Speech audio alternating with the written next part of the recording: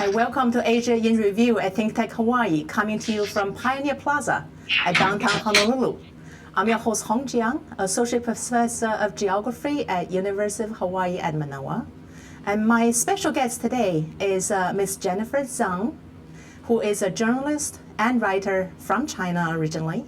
And our topic today is living through China's labor camp. Many of our viewers may have heard about China's labor camps, and few probably have heard personal stories from people who have gone through it, suffered in these camps. And we have a rare opportunity today to hear from a courageous woman, Jennifer Zeng, who is brave enough to tell her experiences after having gone through the injustice and suffering in the camps. And she also has been fighting for the rights of the Chinese people so that less people will have to suffer the injustice that she endured. And Jennifer's inspiring story has been featured in an award-winning documentary film, Free China, The Courage to Believe. And the film has won many awards. And in today's program, we'll have just a little bit of opportunity to show you maybe just a trailer footage from the film as well. So again, we're so fortunate today to have Jennifer joining us via Skype from Los Angeles. And Jennifer, welcome, and thank you so much for joining us. Thank you for having me. And I understand, you've gone through China's labor camps, and we're going to ask you to recount some of the stories. I know this will be painful and sometimes going to be difficult. So I know our viewers are looking forward to hearing your story. Can you first start to just give us some basic facts about when you were in the labor camp, and where are you now, and what are you doing now? Mm-hmm. I was sent to the Beijing female labor camp in April 2000 and out in April 2001. I'm right now in Los Angeles heading the NTD news team here. We produce a half-hour news program per day called California Today.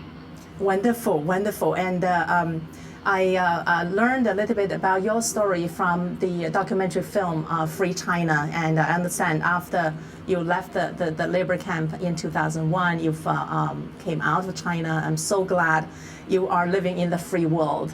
And I wanted to go back to the beginning of your story in terms of what were you doing before you were incarcerated in the labor camp? Actually, I was a financial consultant in a financial company before I was arrested in 1999. Basically, I took up Falun Gong in 1997 after lying in hospitals for years. Actually, when I gave birth to my daughter in 1992, I got two very serious medical incident. I lost a lot of blood, and I always died because of that. And after that, my health was totally ruined. I lied in the hospital for years. I couldn't work. I couldn't look after my daughter. So in 1997, actually, my family took up Falun Gong first. And after 1 year of practice, they felt this practice so wonderful. So they posted me 4 copies of Falun Gong books from Sichuan province, where was my hometown, to Beijing, where I worked. So after I read these books, I immediately decided to practice Falun Gong as well. So that's basically what I was doing. Of course, I continue practicing this, and my health went through a miracle just like happened to me. I recovered within just 1 month after practicing this. So of course, I continued practicing it until 1999 when the Chinese Communist Party decided to crack down upon that. And after that, it was repeated arrest and then a labor camp. I understand Falun Gong because in our program we have done at Asia in Review. We have done a program on Falun Gong. I guess I just gave our viewers a little bit of information. Falun Gong is a mind and body practice, and it's a part of an ancient Chinese tradition.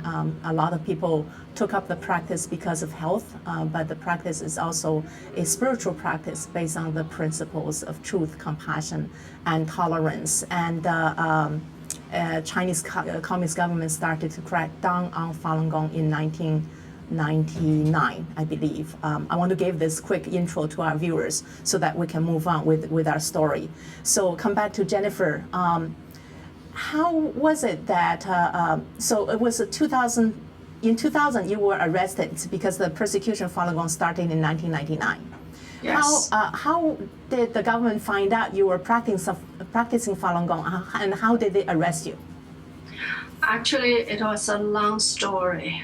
I think actually 2 days before the crackdown officially started, that was on the 20th of July, we learned from some fellow Falun Gong practitioners that the government would crack down on this. So some practitioners went to the Zhounanhai, the Chinese government compound, trying to appeal them. Actually, that day, thousands or maybe tens of thousands of Falun Gong practitioners in Beijing and from elsewhere were arrested. I was detained with at least 3,000 or 4,000 of other Falun Gong practitioners together. We inside a sports center. And after 1 day of detention, we were taken to a local police station and got our name registered. So from that day on, I was on the blacklist of the local police. So they knew I was practicing Falun Gong. And so that's my first arrest.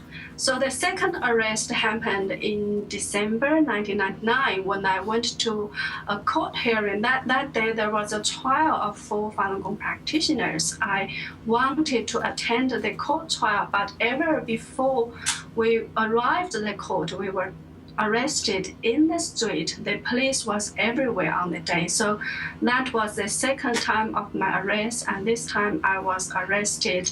I was detained in a detention center for 2 days. And the third time I was arrested, actually, while I was working. The police just went to my workplace, arrested me because 1 month earlier, I had attended a Falun Gong practitioner's gathering, so they somehow found out I was in that meeting. So I was took away from a workplace. That was the third arrest.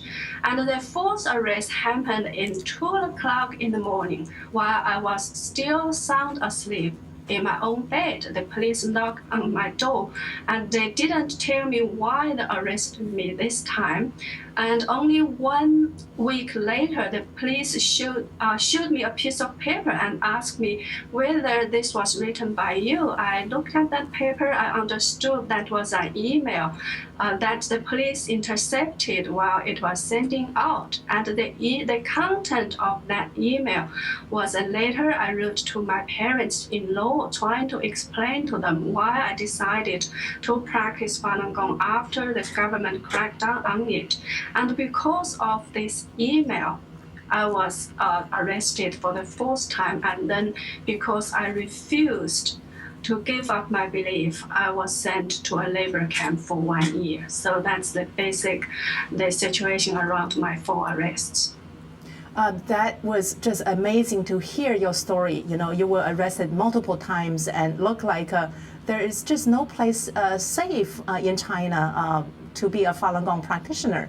And even your private communications can be intercepted anytime, and that will be basically the evidence of your crime. Were you going through any trial at all when you were sentenced to labor camp? No, not at all. The labor camp system is a very, you can say, unique Chinese Communist Party thing. This is called the highest and the highest punishment of administrative punishment. So either a party official or government official can write a they call it's a labor camp decision. It's not a sentence because there is no trial. So it's totally outside the legal system, and it's just administrative punishment and no trial at all. And there's no chance to defend yourself, and then you end up in labor camp, and that's it. Wow. So basically, you have no voice. You were sentenced to the camp, and that's it. No, at all. So we're going to take a short break, but before we take the break, I wanted to show our viewers the trailer of Free China movie. And this is a movie that has received quite a few awards, including the Best of the Fest at Free Thought International Film Festival in Denver, Top Award at 45th World Fest, Houston International Film Festival, and many more. And this trailer just gave you a little bit more of a kind of a visual sense of the story that Free China is trying to portray. And Jennifer's story was part of the inspiration of that film. So producer, if you could bring up the trailer.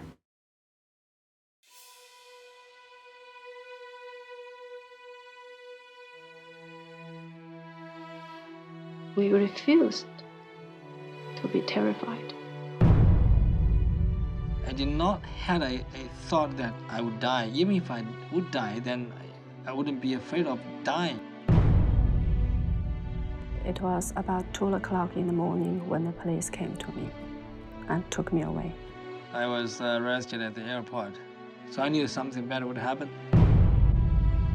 Do you know you will get arrested sooner or later? And I said, why? Then he answered very seriously, because of your thought. Truthfulness, compassion, forbearance. They were taking this very seriously. This is an authoritarian state. Things like this don't happen. With courage to believe. Faith gives people the backbone to withstand unbelievable waves of repression.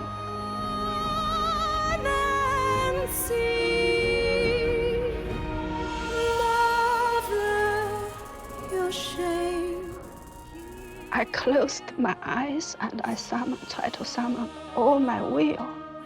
This is exactly what I was forced to make, Homer Simpson slippers. It wasn't an examination to show their health. It was an examination to see whether their organs were good for sale to foreigners. But these are human beings we're talking about. I would do this as an American citizen because this is my right and my responsibility, because I got this, I love it, I treasure this freedom.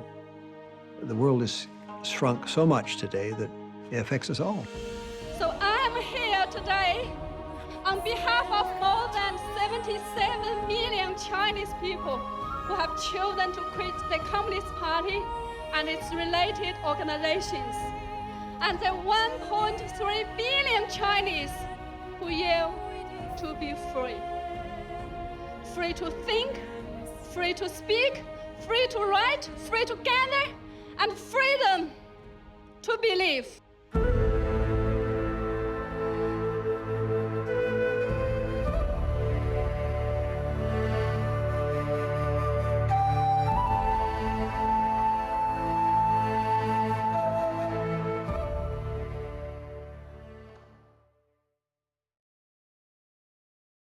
Aloha, I'm Nicole Horry for ThinkTech. For nearly half a century, the Hawaii Foreign Trade Zone No. 9 has brought the benefits of the Foreign Trade Zone program to Hawaii businesses and entrepreneurs. DBET, the Department of Business, Economic Development, and Tourism, operates Hawaii's Foreign Trade Zone program to encourage international business and economic development. The Foreign Trade Zone's mission is to increase the amount of international trading activity in Hawaii, thereby providing employment opportunities for the residents of our island state. For more information, see ftz9.org. I'm Nicole Horry. Mahalo. Hi, we're back. We're live, coming to you from Pioneer Plaza in downtown Honolulu. This is Asia in Review, and I'm your host, Hon Jiang, and we've been speaking with Jennifer Zeng about living through China's labor camp. And before the break, what you saw was the trailer of A Free China. It's a very powerful movie partly based on the inspiring story of Jennifer Zeng, and the other person who's portrayed there is Charles Lee. And so part of that is also going through the experience of Jennifer's labor camp suffering there and experience there. So Jennifer, I'm going to get to the labor camp part. After you were arrested, what happened? First, I was taken to the detention center, and then about 1 month later, because I refused to give up my belief, I was thrown this 1 year labor camp. You can't say a sentence, a decision, and then taken to the female labor camp in Beijing. And I remember very clearly on the first day on our way from the detention center to the labor camp, we were first taken to a place which was outside the labor camp, but I don't know where. There was a medical facility, and there was a doctor waiting for us and integrate us about our medical history, like what kind of diseases you have before you practice Falun Gong and this and that. And I told him I had hepatitis C because of the blood transfusion, and I got recovered. And of course, very honestly about what diseases I have. And then we were given a very thorough physical checkup. But of course, at that stage, I had no idea why was this. And then from there, we were taken inside the labor camp. So as soon as we arrived, the first sound we heard is the crack of the electric baton and the shot from the police guard squad. So on the first day when we were taken to the camp, we were actually forced to squat with our hands behind our heads and with our heads looking down at our feet, and we were not allowed to raise our head or to move at all. We were forced to squat under the scorching sun for a whole day until it was dark, I guess for 15 or 16 hours, and I couldn't imagine how all of us managed to get through all that painful process. Many elderly ladies fainted away, and as soon as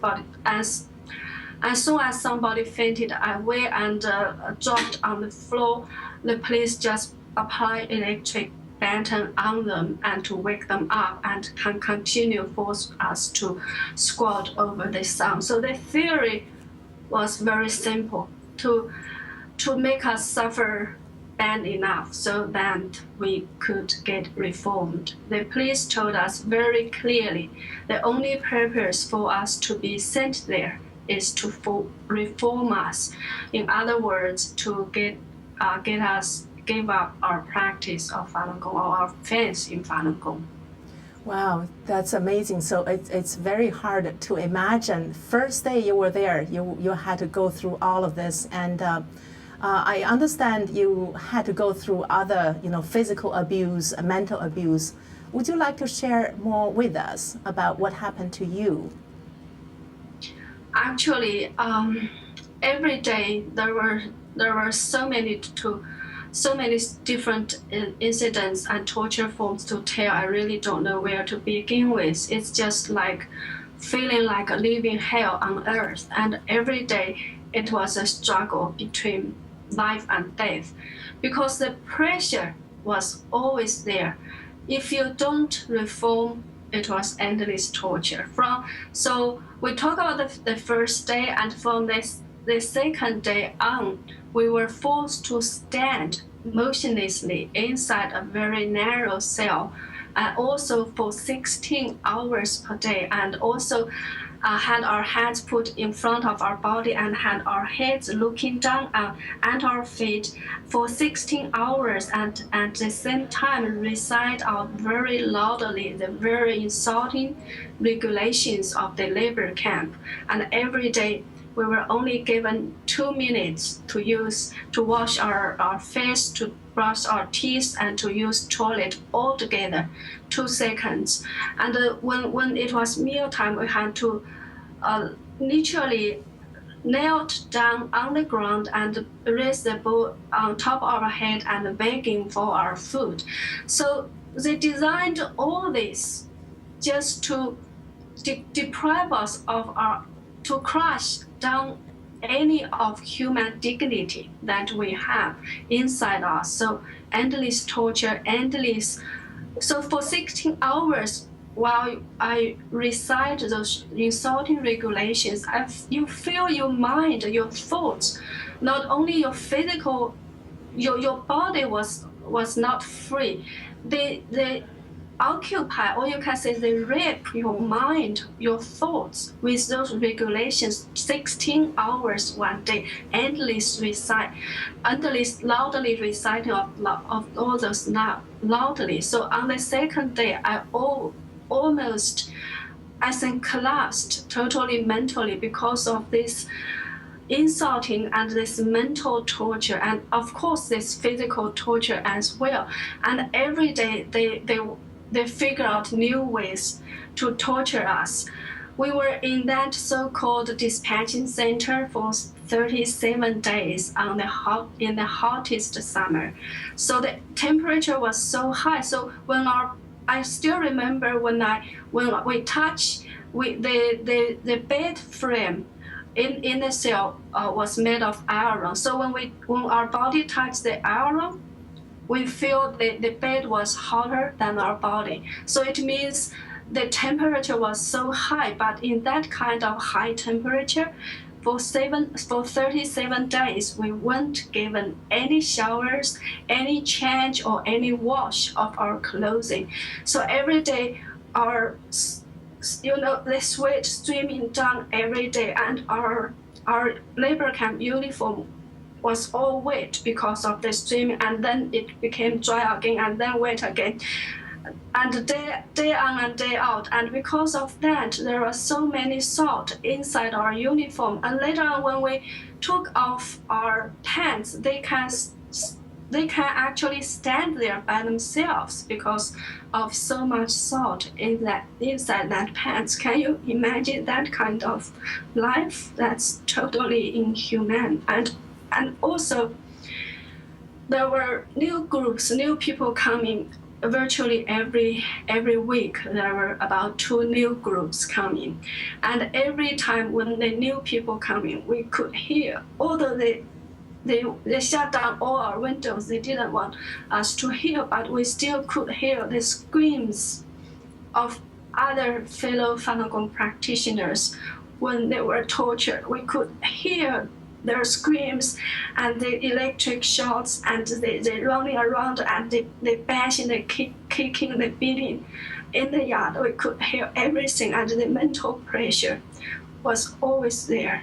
And after we were transferred from this so-called dispatching center to the labor camp, and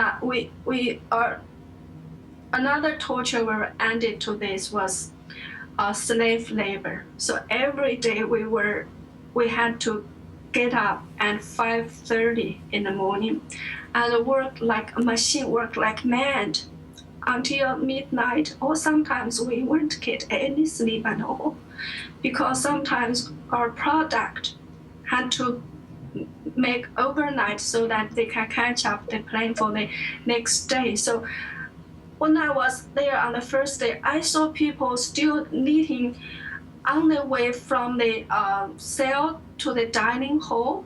I thought to myself, oh, that was crazy. Why do you have to knit while you were working? But later on, I did understand, because if they didn't work like mad, they couldn't finish their quota. If they couldn't finish their quota, they weren't allowed to sleep. And because the long time sleep deprivation, so in the labor camp, even 1 more minute of sleep is better than the gold for us. So sometimes when people ask me, do you miss your family in the labor camp? I said no, really, because the physical stress, the mental pressure, and the endless sleep labor quota was so heavy. So every day, the only thing that was on my mind was, how could I finish my quota today? How could I withstand another day of torture? How can I hold on to my faith? How can I try not to betray my faith? And with all this on my mind, there's no room at all for me to miss my family. And even after I used the toilet, I dared not to wash my hands because I couldn't afford that 1 minute on hands washing. I have to finish my quota first. Otherwise, no sleep. And that's how bad it is. Wow, Jennifer, we really appreciate your telling the story. I know it's hard, and more people need to know that how hard it is, how inhumane it is, and it's all because of your belief in the practice of Falun Gong. So we're going to take another short break, but before that, we're going to show the Free China theme song, The Courage to Believe. And this theme song has won Hollywood Music Award in the Hollywood Music in Media Awards.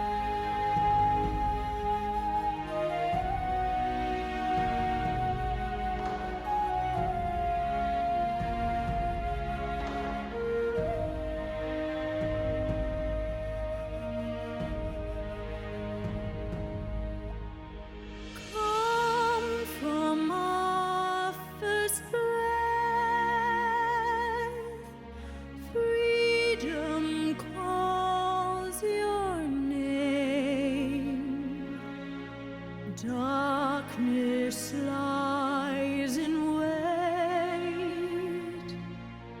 lies turn fear to hate, silent feel the pain, teardrops in the flame, sleepless through the night, we slave away with courage to believe, be free. We will hold on and see. Mother, your shame, hear us. Come, stand for truth, for hope reclaimed.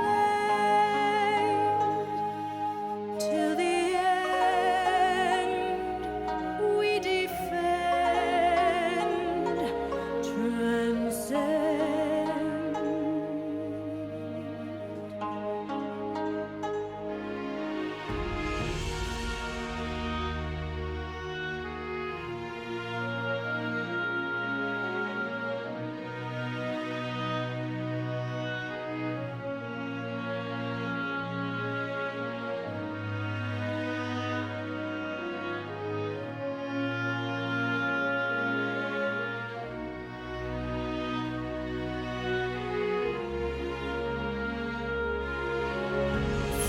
Aloha, I'm Jay Fidell for ThinkTech. For nearly half a century, the Hawaiian Foreign Trade Zone, number 9, has brought the benefits of the Foreign Trade Zone program to Hawaii businesses and entrepreneurs. DBED, the Hawaii Department of Business, Economic Development, and Tourism, operates Hawaii's Foreign Trade Zone program. It does so to encourage international business and economic development. The Foreign Trade Zone mission is to increase the amount of international trading activity in Hawaii, thereby providing employment opportunities for the residents of our island state. For more information, see ftz9.org. I'm Jay Fidell of ThinkTech. Mahalo. Hi, we're back, and we'll be speaking with Jennifer Zeng about living through China's labor camp. And before the commercial break, we were just showing the theme song of Free China, The Courage to Believe. It was so moving to me every time when I hear that song, it brought tears to my eyes. And just imagine the kind of courage it takes to just stay true to one's belief. And Jennifer, again, thank you so much for sharing your story today with us. I understand it's a very hard experience, and I kind of, part of me hate to have you live through that again, but another part of me want that story to be told because more people should hear about it. But I wanted to come back to what you said in the beginning, the medical check, because clearly you were in the labor camp, you were tortured, you were deprived of any human dignity. Can't even spend time going to the bathroom, no showers and anything, and torture. But why the medical check? I had no idea at that time as well. So, because I've said before, because every day we struggle to try to withstand all the torture and to finish our quota. So even though we were checked, we were given repeated checkups and including blood test, I had no idea at all why. On the one hand, they torture us to death, but on the other hand, they spend so much money, so much effort to check our physical status. It was only in 2006, after I read the report from the Epoch Times about the live organ harvesting, did I realize why all these physical checkups. That was not actually for our well-being. It's to store our blood type and everything there. So in case somebody from America, from Australia, from China needs an organ, they can find a match on that huge database. That's why in Australia, I know you need the average waiting time if you need an organ transplant, and the average waiting time for a liver is 11 years, and for a kidney is 7 years in Australia.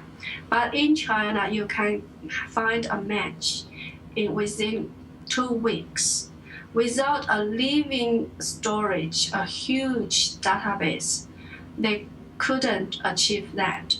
So only after I learned this and I recall some of the things I experienced in the camp, and I recall the police threat when we were in the camp, that I clearly remember that the police were threatening us. If you don't reform, you are going to be sent to a place in Xinjiang province, and once you are there, never dream of coming back.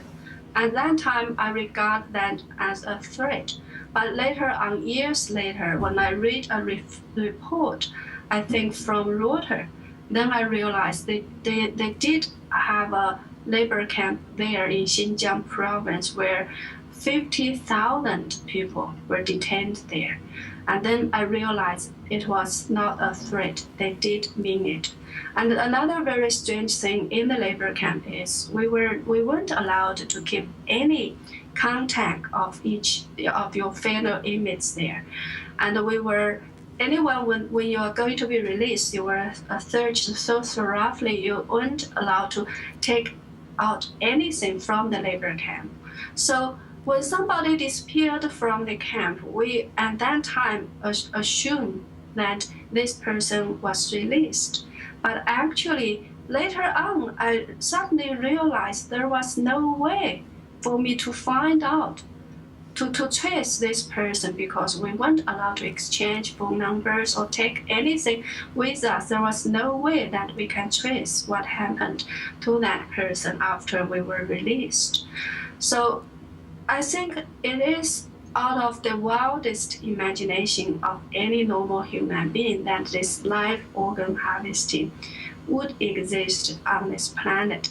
But if you read all the evidence that was already there, and especially for me as a labor camp survivor, after I recall all these physical checkups and blood tests I went through in the labor camp, I realized with a chill, perhaps it's because my hepatitis C that have, saved me from becoming a possible victim of organ harvesting. Wow, that's really, really scary. I've read about organ harvesting, live organ harvesting from Falun Gong practitioners, and I see confirmed at least 65,000 or more have fallen victim died from these forced live organ harvesting. And I'm glad on the one hand you are alive, came out alive, and just think about the other people who died from it. That's just amazing to hear your personal story about having narrowly escaped the live organ harvesting. Next thing I want to talk more about is the labor. This labor camp is really a part of it, part of the persecution or kind of a treatment, a maltreatment is this inhumane labor. I understand that you were talking about making the sweaters, right? Mm-hmm. And the producer, can we bring up photo number 1? I just want to give our viewers some more information about this.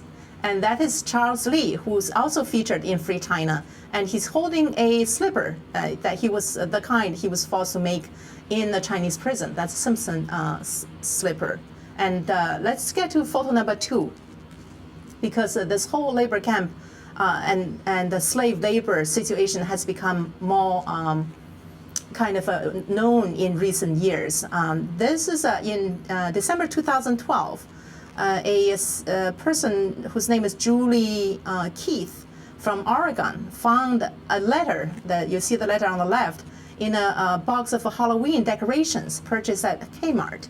And this letter is explaining that I'm writing this from a labor camp. This labor camp is called Masanjia in northeast China. And the letter explains we have to work 15 hours a day without any break. And we're basically not making any money. We're also suffering torture. And the letter is written in kind of a little bit broken English mixed with Chinese. And the letter also said people work here, suffer punishment 1 to 3 years on average, but without court sentence at all.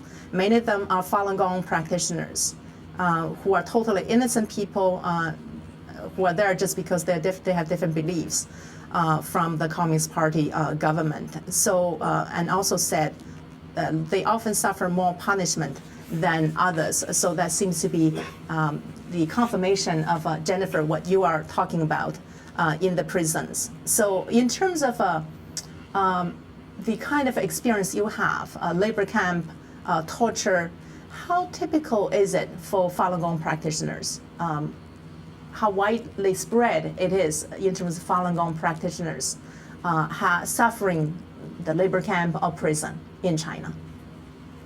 It's hard to say because for me, when I was first sent to the labor camp, I was actually among the first group who were given or who were sent to the labor camp on a large scale. So I remember very clearly there were 24 people sent to the labor camp on the day together with me, and all of these 24 people, 40 of them were Falun Gong practitioners. So usually before the crackdown on Falun Gong, the Beijing female labor camp had on average somewhere between 100 to 200 inmates there. That's the average number. And after the crackdown of Falun Gong, within several months, the number increased to nearly 1,000.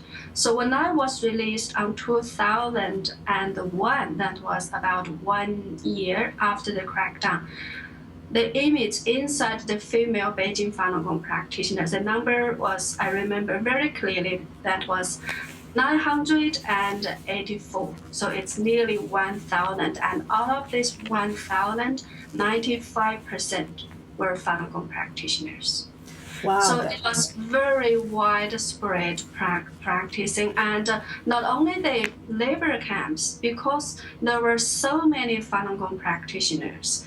The labor camp alone couldn't hold so many Falun Gong practitioners. So they use hospitals, hotels, schools. They set up so-called brainwashing centers or law study centers to hold more Falun Gong practitioners there without any, legal procedure. So the number is very hard to calculate, but on average, you could somewhere, I think, at least more than 1 million people had went through. But it's a very rough estimation because, of course, the Chinese Communist Party wouldn't release this number. That's only just my personal experience. In that one labor camp, there was 1,000, and there were several thousands of labor camps throughout China. Wow. Just amazing to see the widespread experience of incarceration of Falun Gong practitioners. So we're going to take the last short break, and this is Asia in Review at Think Tech Hawaii, and we've been talking about living through China's labor camp. We'll be right back after this short break. We want to thank our underwriters. Hawaiian Electric Company and its affiliates Maui Electric on Maui and Hawaii Electric Light Company on Hawaii Island are deeply committed to the communities they serve. Galen Ho is a senior executive of BAE Systems, a global defense, security, and aerospace company. The High-Tech Development Corporation, the state's leading technology agency, attached to the Department of Business, Economic Development, and Tourism. Castle and Cook Hawaii, with a time-honored legacy that spans more than 160 years and revolves around its mission of investing in Hawaii, creating communities, and providing for the needs of our state.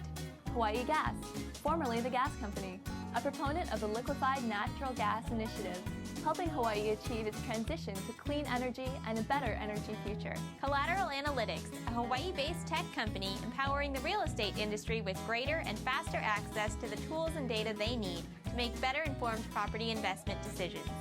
I'm Nicole Horry. Thanks so much for joining us on Think Tech. I'm Maria Kashem. See you next time. Hi, we're back. We're live, coming to you from Pioneer Plaza at downtown Honolulu. This is Asia in Review. I'm your host, Hon Jiang.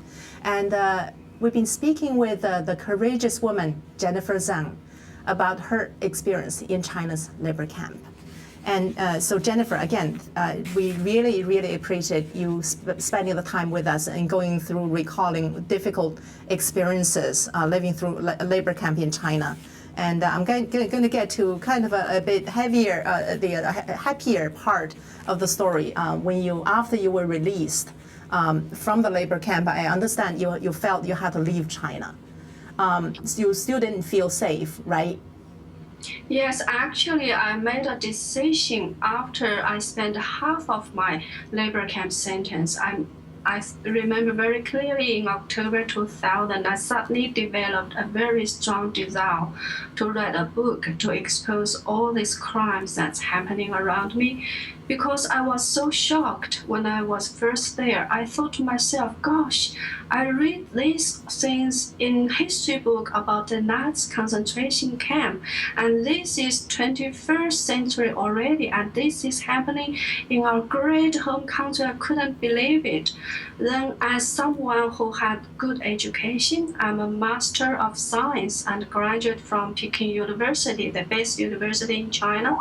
I somehow felt it was my historic responsibility to write about my first-hand experience about what's really happening behind the walls of the labor camp. So because I decided to write this book, I knew very well I couldn't finish my book in China. So at that stage, inside the labor camp, I already decided I had to escape from China to have this book finished. And that was what I did. And the producer, can we bring up photo number 3? And that is the cover of your book, Witness History. So Jennifer, witnessing history, one woman's fight for freedom. So Jennifer, can you? I know there will be so many things that you want to convey, but what is that one or two key thing that you want the readers to know from your book? I want them to know how widespread this persecution of Falun Gong is and how brutal it is. And also, I want the readers to know that because of this large-scale persecution of Falun Gong, the Chinese Communist Party had committed such, you can say, unforgivable anti-humanity crime, and it has dragged the whole nation in such a large-scale human rights disaster, and everything inside China actually, I think, changed and was rewritten because of this large-scale persecution. But on the other hand, actually the Chinese title of my book is called literally Still Water Runs Deep.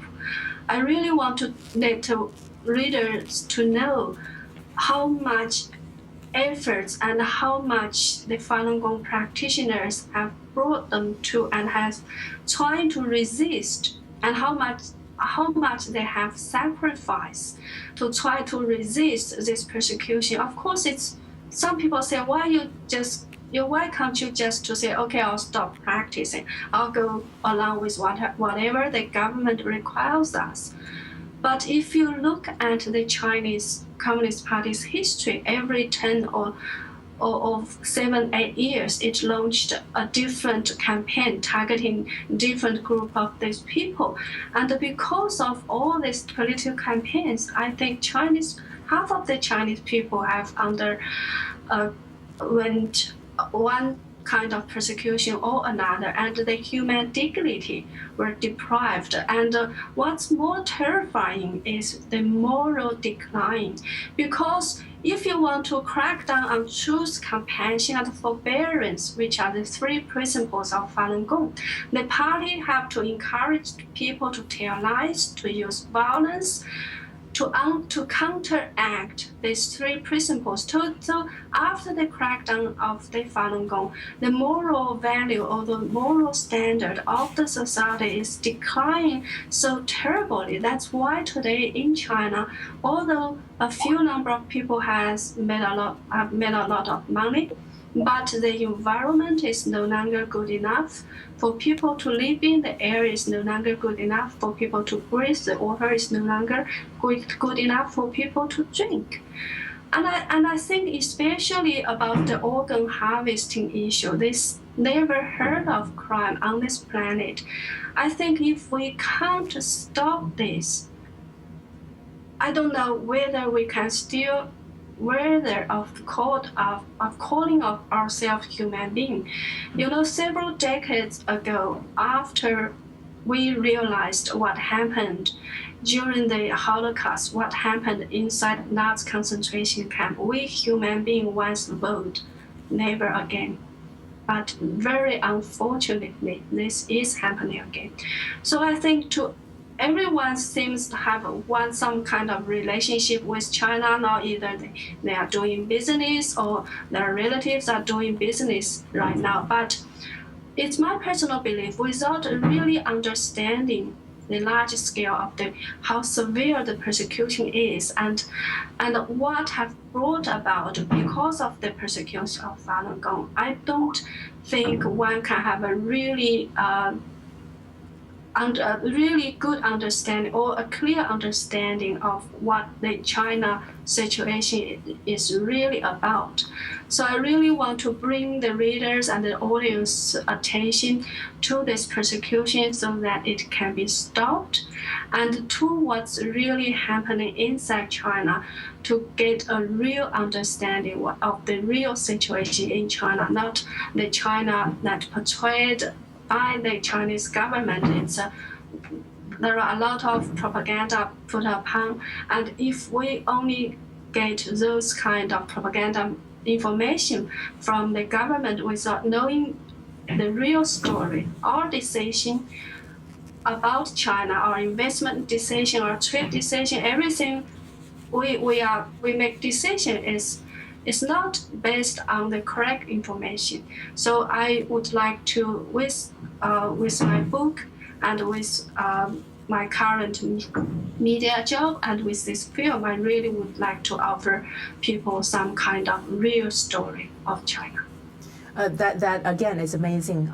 Thank you so much for your effort and for turning your own personal suffering into something that can serve not just the Chinese people, but the whole world in terms of helping people to understand what is really China, what is really the Chinese culture, and what's needed in China to be free. And let's get to the next photo, photo number 4.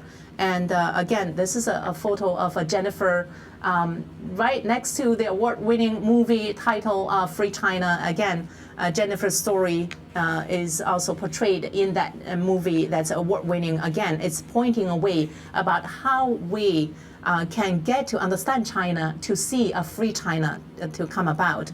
And also for those of you who are interested in Jennifer's book, you can find it anywhere, Amazon.com, and this is a best-selling, one of the best-selling books, Witnessing History, One Woman's Fight for Freedom. And I want to bring back the story of your daughter. I know in the Free China movie, you mentioned about your daughter. And photo number 5, please, producer. So this is Jennifer and her daughter, Melanie, right? Melody, sorry. Yeah, can you speak a little bit about your relationship with her? I understand when you first got out of the labor camp, she was not understanding at all, and later on you had a happy ending with your daughter. Yes, actually, in last month, in November, I went back to Australia to promote the Free China movie, and my daughter actually attended some of these film screenings in the theaters together with me. She recalled her experience about how, as a little girl she was only 7 years when this persecution started. So she said every channel of the Chinese TV was full of this anti-Falun Gong propaganda. She said, I remember asking my grandpa, Ma, where was the cartoon I was watching? Because even the children's channel, music channel, entertainment channel were all full of all those anti-Falun Gong propaganda. So she said, in that kind of environment, you just didn't have an option. You had to believe in what the government told you, especially in the school. The teacher told them the same thing. So how could a little girl as young as 7 years old fight against the whole propaganda machinery of this nation, her neighbors, her grandparents, her teachers, and the TV? So at that stage, she kind of it was very hard to her to find a balance. She finally came to this conclusion, oh, maybe my mom is a good person, but she was somehow very unfortunately deceived by this evil cult. So I have to get her out of there. She willingly tried to help the government to reform me after I suffered that much in the labor camp. It really almost broke my heart to see my little girl thinking her mom as one of the members of the evil cult. And about 1 year later, in 2002, after I lodged a lawsuit against the then Chinese Communist Party leader Jiang Zemin, they actually arrested my husband back in Beijing. So my daughter spent her 10th birthday alone at home. When I tried to call her from Australia to say happy birthday, she said, I was not happy at all. Then I asked her, how about your dad? And she said, it's all because of you. It's all because of you. So she was blaming me for her father's arrest because that was what the other people was telling her. So as a little girl, she really didn't have a choice. So what very lucky for her was after I obtained a refugee status from Australian government, I managed to bring her out of China when she was 11 years old. And after she left China and arrived Australia, she found I didn't try to convince her that Falun Gong is not as what the government said, because I could feel she was still kind of resisting what I wanted to tell you. But somehow, because she had the free information for the first time in her life, she found out the truth on her internet. So I remember clearly one day she was reading something on the computer and suddenly sighed, oh, I feel so bad. And I asked her why. She said, I found I was cheated. So at that moment, I felt so much, I was so relieved that she found out the truth by herself. So from then on, we could say we were really reunited at that moment when she found out the truth about the Falun Gong. Before that, she was resisting. She was still have kind of negative thoughts about her mom, but the truth really has set her free. And as a mom, I was so grateful that she got the truth. That's why I found in order to bring the truth really can set people free. That's why we have to continue our fight to bring free information in and out of China and to help so many other children like my daughter. And there were so many of them. Some of them even have worse situation. They had become orphans. They were expelled from school. They drifted around in the street. And we had to really help all those children who are still suffering in China. Thank you so much, Jennifer. We're out of time, and we're just glad that you do have, at least for your family, a happy ending of reuniting with your daughter and your husband. Again, this is Hon Jiang at Asia in Review, and we'll be speaking with Jennifer Zeng, a journalist and writer from China who had gone through China's labor camp, and to talk about her story living through China's labor camp. And again, thank you so much, Jennifer, for telling your story and letting us know about China. And I want to thank the production team and thank you, the viewers, for watching. And I'll see you next Tuesday. Thank you and goodbye.